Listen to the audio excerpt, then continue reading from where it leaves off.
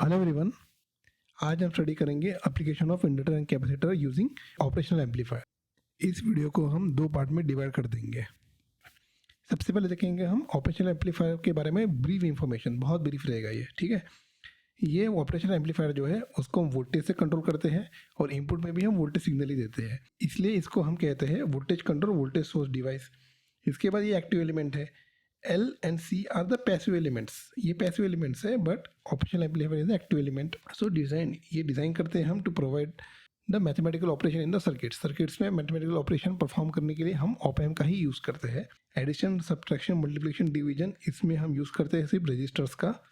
Register के combination से हम addition, subtraction, multiplication and division कर सकते हैं। And by using capacitor along with register हम डिफरेंशिएशन एंड इंटीग्रेशन को भी अचीव कर सकते हैं। ये बहुत बेसिक कैरेक्टरिस्टिक्स है ऑप एम्प की। ऑप एम्प प्रैक्टिकल वैल्यूज है, आइडियल वैल्यूज है, हमें इसमें डिटेल जाने की ज़रूरत नहीं है। हम बस स्टडी करेंगे कि op amp has a infinite gain, op amp has a high input impedance, op amp has a zero output impedance and op amp works at the voltage of 5 volts to 24 volts. ये है इसका reason, ये है इसके characteristics of the operational amplifier. X axis पे है input, Y axis पे है output. V1, V2, V1 is a inverting input, V2 is a non-inverting input। इसका डिफरेंस देते हैं ऑप एम्प में। And VO is the output। So VD is a differential input। VD को क्या बोलते हैं हम? differential input, because ये परफॉर्म करता है V1 माइनस V2। नेक्स्ट, ये है ओपन लूप ऑप एम्प, ठीक है। ये तो देख लिया हमने कि op amp has a linear region characteristics. इसके पहले की स्लाइड्स में देखा कि op amp has a linear region characteristics. ये है इसका इन्वर्टिंग टर्मिनल, ये है इसका नॉन इन्वर्टिंग टर्मिनल और ये है इसका आउटपुट। जब आप देखोगे इसका पिन डायग्राम, उसमें ये 2 नंबर पिन है, ये 3 नंबर पिन है और ये 6 नंबर पिन पे आउटपुट हमेशा रहेगा आपका। ओके, सो सभी एप्लीकेशन में हम यूज़ करेंगे इन्वर्टिंग ऑप एम्प। ओके, इसको हम बोल देंगे VD। ये है VD, ये है V1, ये है V2। So VD is equal to V1 minus V2। Operational amplifier का जो वोल्टेज दिख रहा है that is V1 minus V2। VD is equal to V1 minus V2, इतना याद रखिए आप। So which is approximately equal to 0 because op amp is a high gain device, इसलिए VD approximately equal to 0। So V1 equal to V2 होता है हमेशा। ये concept याद रखिए, डिटेल्स में जाने की जरूरत नहीं। जब इसका स्मॉल सिग्नल मॉडल बनाओगे आप तब पता चल जाएगा आपको, but as a electrical engineer ये बेसिक याद रखिए आप। 99% ऑफ एप्लीकेशन में हम इन्वर्टिंग यूज़ करेंगे, बिकॉज 2 से 3 रीज़न है उसके। बिकॉज इन्वर्टिंग में पॉसिबल है नेगेटिव फीडबैक।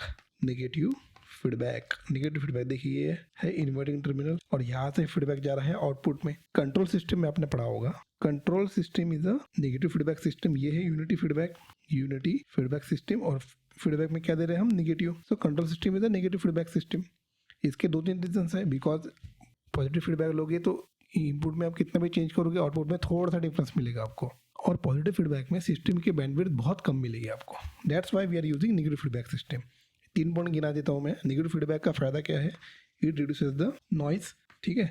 थोड़ा सा आप इनपुट में चेंज करोगे आउटपुट में कंसिडरेबल चेंज हो जाएगा। That is not possible in positive feedback system. So इसको बोलेंगे हम technically sensitive to external change and improves system bandwidth। bandwidth means the number of the frequency in which the system will operate, वो increase हो जाएगा। Positive feedback में ये possible नहीं है। सो these are the 3 advantages। that's why you are using the negative feedback system।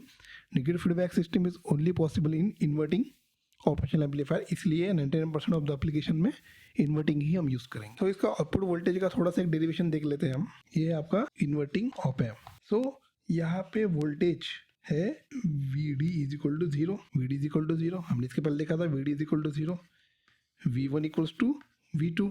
Okay, so यहाँ V2 कितना है? 0। सो V1 कितना हो जाएगा यहाँ? 0। सो यहाँ वोल्टेज बेसिकली कितना आ रहा है? 0 वोल्ट्स। अब बताइए मुझे, अब यहाँ अगर वोल्टेज 0 है तो टेल मी वन थिंग, यहाँ से जो करंट जाएगा तो ये करंट यहाँ से होते हुए आउटपुट पे चले जाएगा। This are all the ideal condition, remember it.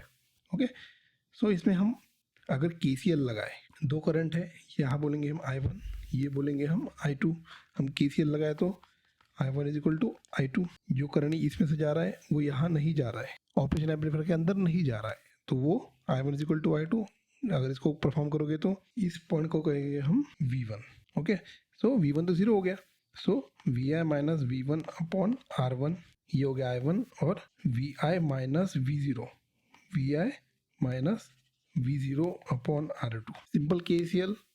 इसके बाद देखिए V1 है आपका 0 बिकॉज डिफरेंशियल गेन है 0, V1 is equal to V2 is equal to 0 volts. इसके बाद क्या होगा, V1 0 हो गया तो VI by R1 is equal to minus V0 by R2। तो इसमें V0 बाय VI कितना आ जाएगा, माइनस R2 बाय R1। इतना याद रखिए आप, ये रिमेंबर करने की ज़रूरत नहीं है, ये आपको ड्राइव करते आना चाहिए if you have the concept clear. आपको इतना रिमेंबर रहना चाहिए कि इन्फिनाइट गेन की वजह से करंट कैसे फ्लो होगा, करंट यहाँ से आएगा और यहाँ से वापस चले जाएगा, यहाँ का वोल्टेज हो जाएगा 0 वोल्ट्स। सो आपको बस KCL निकालना है, यहाँ एक रजिस्टर रहेगा और यहाँ एक रजिस्टर रहेगा। You have to just calculate the KCL। Minus R2 by R1, R2 को हम बोलेंगे, ये जो R2 है ये है R1, ये है R2। R2 को ही बोलेंगे RF बोलेंगे feedback register, RF is the feedback register. Okay, so इसका V0 बाई VI कितना आया, minus RF by R1 for non inverting. अगर ये समझ में आ गया आपको, सो आपके लिए application of LNC using operational amplifier बहुत इजी हो जाएगा। न्यूमेरिकल भी आप आराम से सॉल्व कर सकते हो, और ये न्यूमेरिकल काफ़ी इंपॉर्टेंट है बिकॉज इसके जो क्वेश्चंस फ्रेम होते हैं आपको, वो गेट में तो होते ही है, इसके क्वेश्चन पर्टिकुलरली फ्रेम होते हैं इसरो एग्जाम, बार्क एग्जाम में भी। सो इसके क्वेश्चन आपको काफ़ी दिखेंगे बार्क और इसरो एग्जाम में। That's why you have to keep in mind conceptual understanding. Remaining video हम नेक्स्ट लेक्चर में देखेंगे। Thank you for your attention. Please like, subscribe the channel. See you soon.